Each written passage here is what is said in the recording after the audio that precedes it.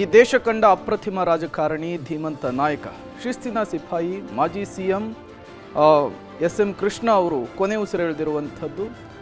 ಅವರ ಅಂತಿಮ ಕ್ರಿಯೆಯನ್ನು ನಾಳೆ ನೆರವೇರಿಸಲಿಕ್ಕೆ ಸಕಲ ರೀತಿಯ ಸಿದ್ಧತೆಯನ್ನು ಈಗಾಗಲೇ ಮಾಡಿಕೊಳ್ಳಲಾಗಿದೆ. ಸಿದ್ಧತೆ ಹೇಗಿದೆ, ಜೊತೆಗೆ ಗಣ್ಯರು ಕೂಡ ಸಂತಾಪವನ್ನು ಸೂಚಿಸಿದ್ದಾರೆ. ನಾಳೆ ಬೆಳಗ್ಗೆ ಹುಟ್ಟೂರು ಸೋಮನಹಳ್ಳಿಗೆ ಕೃಷ್ಣ ಅವರ ಪಾರ್ಥಿವ ಶರೀರ ತೆರೆದ ವಾಹನದಲ್ಲಿ ರವಾನೆ ಆಗಲಿದೆ. ಗಾಜಿನ ಗ್ಲಾಸ್ ಒಂದರ ವಾಹನದಲ್ಲಿ ಎಸ್.ಎಂ. ಕೃಷ್ಣ ಅವರ ಭಾವಚಿತ್ರವನ್ನು ಹಾಕಿದ್ದು, ವಾಹನಕ್ಕೆ ಬೆಳಗ್ಗೆ ಹೂವಿನ ಅಲಂಕಾರವನ್ನು ಮಾಡಲಾಗುತ್ತೆ.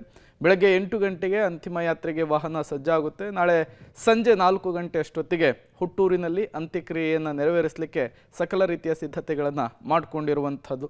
ಈಗಾಗಲೇ ಡಿ.ಸಿ.ಎಂ. ಡಿ.ಕೆ. ಶಿವಕುಮಾರ್ ಜೊತೆಗೆ ಎಸ್.ಎಂ. ಕೃಷ್ಣ ಅವರ ಸಂಬಂಧಿಕರು ಆಗಿರುವಂತಹ ಡಿ.ಕೆ. ಶಿವಕುಮಾರ್ ಅವರು ಸ್ಥಳ ಪರಿಶೀಲನೆ ಮಾಡಿದ್ದಾರೆ. ನಾಳೆ ಬೆಳಗ್ಗೆ 8 ಗಂಟೆಯಿಂದ ಹೊರಡುತ್ತೆ ಈ ಪಾರ್ಥಿವ ಶರೀರದ ಮೆರವಣಿಗೆ. ಸಂಜೆ 4 ಗಂಟೆ ಅಷ್ಟೊತ್ತಿಗೆ ತಲುಪಿ ಅಂತ್ಯಕ್ರಿಯೆಯನ್ನು ನೆರವೇರಿಸಲಿಕ್ಕೆ ಬೇಕಾದಂತಹ ಸಿದ್ಧತೆಯಾಗಿದೆ. ಕಂಡ ಅತ್ಯಂತ ಶ್ರೇಷ್ಠ ರಾಜಕೀಯ ವ್ಯಕ್ತಿ, ಮಾಜಿ ಸಿಎಂ ಮತ್ತು ಕೇಂದ್ರದ ಸಚಿವರಾಗಿದ್ದಂತಹ ಎಸ್.ಎಂ. ಕೃಷ್ಣ ಅವರು ಅಗಲಿಕೆಯನ್ನು ಈಗಾಗಲೇ ನಾವು ನೋಡ್ತಾ ಇದ್ದೀವಿ.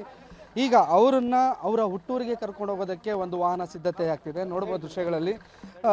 ನಾಳೆ ಬೆಳಗ್ಗೆ 8 ಗಂಟೆಗೆ ಸದಾಶಿವನಗರದಿಂದ ಮದ್ದೂರು ತಾಲೂಕಿನ ಸೋಮನಹಳ್ಳಿಗೆ ಕರೆದುಕೊಂಡು ಹೋಗೋದಕ್ಕೆ ಒಂದು ವಿಶೇಷ ಗಾಜಿನ ತೆರೆದ ವಾಹನದ ವ್ಯವಸ್ಥೆಯನ್ನು ಈಗಾಗಲೇ ಮಾಡ್ತಿರುವಂಥದ್ದು ದೃಶ್ಯಗಳಲ್ಲಿ ನೋಡ್ತಿದ್ದೀರಾ.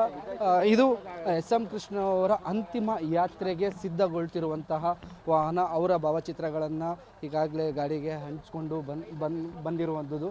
ಇದನ್ನು ಈಗ ನೇರವಾಗಿ ಬೆಳಗ್ಗೆ ಕರ್ಕೊಂಡು ಹೋಗೋದ್ರಿಂದ ಈಗ ಈ ಗಾಡಿಗೆ ಹೂವಿನ ಅಲಂಕಾರಗಳನ್ನು ಮಾಡಿ ನಂತರ ಇಲ್ಲಿಂದ ಬೆಳಗ್ಗೆ ಒಂದು 7:15 ಎಸ್.ಎಂ. ಕೃಷ್ಣ ನಿವಾಸಕ್ಕೆ ತೆಗೆದುಕೊಂಡು ಹೋಗಿ ಅಲ್ಲಿಂದ ಪಾರ್ಥಿವ ಶರೀರವನ್ನು ವಾಹನಕ್ಕೆ ಶಿಫ್ಟ್ ಮಾಡಲಾಗುತ್ತೆ. ಆನಂತರ ನೇರವಾಗಿ ಮದ್ದೂರಿಗೆ ಕರೆದುಕೊಂಡು ಹೋಗುವಂತಹ ವ್ಯವಸ್ಥೆ ಆಗಿರುವಂಥದ್ದು.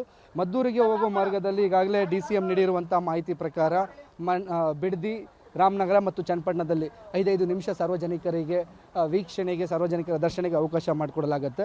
ಹಾಗಾಗಿ ತೆರೆದ ವಾಹನ ಅಂದರೆ ಓಪನ್ ಗ್ಲಾಸಿನ ವಾಹನವನ್ನು ಎಸ್.ಎಂ. ಕೃಷ್ಣ ಅವರನ್ನು ಕರೆದುಕೊಂಡು ಅವರ ಪಾರ್ಥಿವ ಶರೀರವನ್ನು ತೆಗೆದುಕೊಂಡು ಹೋಗೋದಕ್ಕೆ ಜಿಲ್ಲಾಡಳಿತ ಸಿದ್ಧತೆಯನ್ನು ಮಾಡ್ತಿರುವಂಥದ್ದು. ಸದ್ಯಕ್ಕೆ ನಮಗೆ ಗಾಡಿಯಲ್ಲಿ ಲೈಟಿಂಗ್ ಎಲ್ಲ ಕಾಣಿಸ್ತಿದೆ.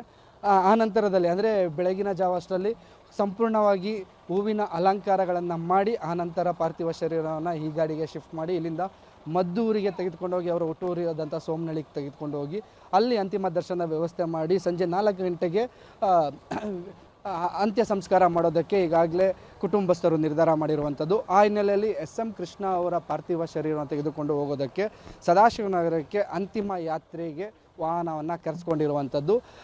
ಬೆಳಗಿನ ಜಾವ ಅಷ್ಟರಲ್ಲಿ ಈ ಗಾಡಿಗೆ ಹೂವಿನ ಅಲಂಕಾರ ಮಾಡುವಂತಹ ಕೆಲಸ ಮಾಡ್ತಾರೆ. ಸಂಪೂರ್ಣ ಅಲಂಕಾರ ಆದಮೇಲೆ ಬೆಳಗ್ಗೆ 8 ಗಂಟೆಗೆ ಸದಾಶಿವನಗರದಿಂದ ಹೊರಡುವಂಥ ಎಲ್ಲ ವ್ಯವಸ್ಥೆಯನ್ನು ಕುಟುಂಬಸ್ಥರು ಮತ್ತು ಮಾಡ್ಕೊಂಡಿರುವಂಥದ್ದು. ಕ್ಯಾಮ್ರಾ ಪರ್ಸನ್ ಅಕ್ಷಯ್ ಜೊತೆಗೆ ಮಾರುತಿ, ಪಬ್ಲಿಕ್ ಟಿವಿ, ಬೆಂಗಳೂರು.